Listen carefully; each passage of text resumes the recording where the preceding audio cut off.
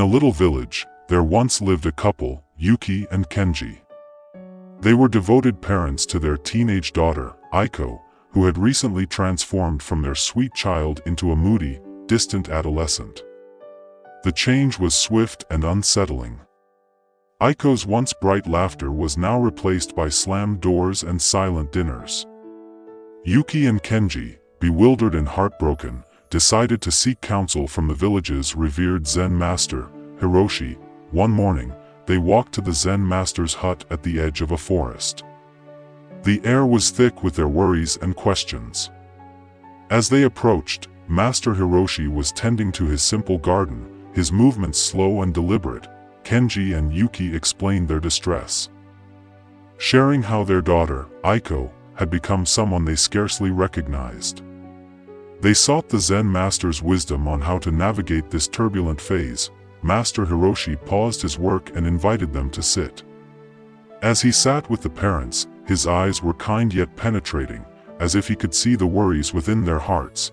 The Zen master compared parenting a teenager to tending a garden. Each plant grows in its own time, in its own way. Some days the sun shines, other days, storms rage. The key, he said, is patience and understanding. Yuki, her voice trembling, asked how they could reach their daughter, who shut them out and often reacted with anger. They felt so helpless. Master Hiroshi nodded slowly, contemplating her words. He explained that teenagers are like fledgling birds. They test their wings, unsure if they can fly.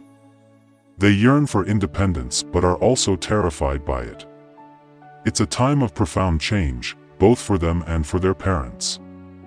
The anger Aiko expressed was not truly directed at her parents but at her own confusion and fears. Kenji, frustrated, wanted to know what they should do and how they could handle Aiko's outbursts without escalating the situation at home. The Zen master smiled gently. He emphasized the importance of grounding themselves. A strong tree does not sway in the wind. In moments of conflict, remaining calm would provide Aiko with the security she desperately needed, even if she did not realize it. He continued by advising them to listen more than they spoke.